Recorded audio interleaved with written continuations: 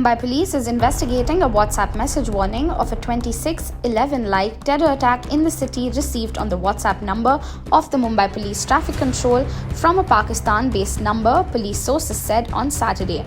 The message said that 6 people will execute the attack in India.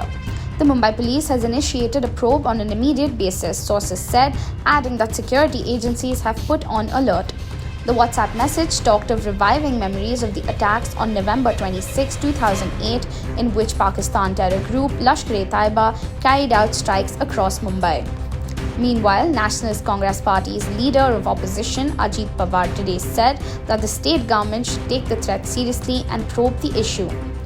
This development comes after a security scare on Thursday when a boat carrying 8 AK-47 rifles, guns and ammunition was found on the Harihareshwar beach in the Raigad district of the state.